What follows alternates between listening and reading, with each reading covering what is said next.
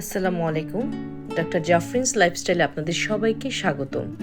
আজ আপনাদের জন্য নিয়ে এসেছি ইন্দোনেশিয়ার একটি মজাদার খাবার নাসি গোরেং। চলুন দেখা যাক কীভাবে এটা তৈরি করব। প্রথমেই আমি এখানে 1.5 কাপের মতো মুরগির মাংস নিয়ে নিয়েছি। এতে আমি এবার একে একে সয়া সস 2 চা চামচের মতো, ফিশ সস 2 চা চামচের মতো এবং অর্ধেকটি লেবু দিয়ে মাখিয়ে আধা ঘন্টার জন্য রেখে দিব।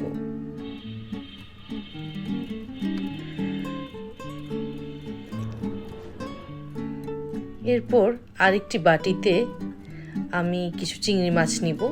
এখানেও সয়া সস এবং অল্প পরিমাণ ফিশ সস দিয়ে মাখিয়ে রেখে দিব।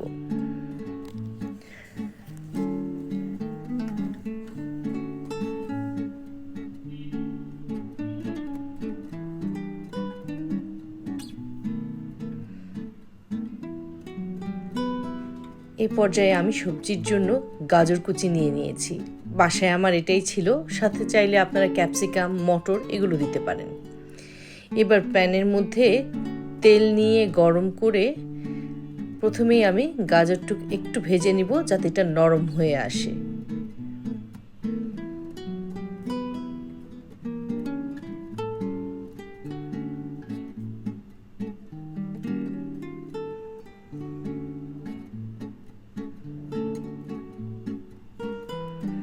এবার গাজরগুলোকে একপাশে সরিয়ে রেখে অল্প একটু পেঁয়াজ বাটা, 1 টেবিল চামচের মতো রসুন বাটা দিয়ে একটু কষিয়ে নেব।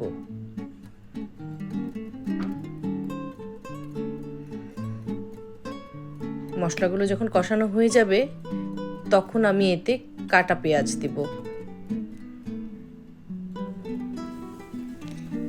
এবার এই পেঁয়াজগুলো যখন নরম হয়ে আসবে তখন আমি ম্যারিনেট করে রাখা এই চিকেনগুলো সম্পূর্ণটা দিয়ে দিব।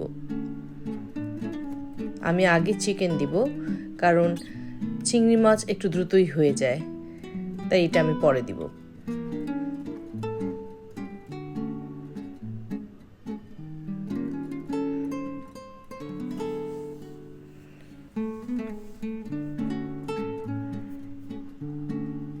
চিকেনগুলো হয়ে গিয়েছে, এবার আমি চিংড়ি মাছগুলো দিয়ে দিব।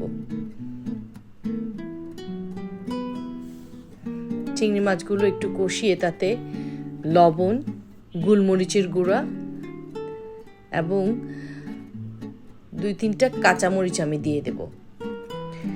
অরিজিনালি ইন্দোনেশিয়ানরা লাল মরিচ বাটা ব্যবহার করে, যেহেতু আমার বাচ্চারা খাবে তাই আমি এটা দিলাম না। এবার রান্না করা ভাত আমি দিয়ে দিব।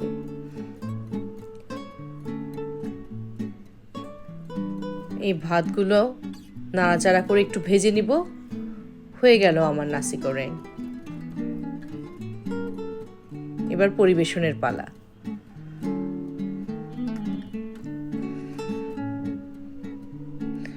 উপরে একটা ডিম পোচ না দিলে কি সম্পূর্ণ হয় নাসি গোরেং? ঝটপট হয়ে গেল আমার নাসি গোরেং।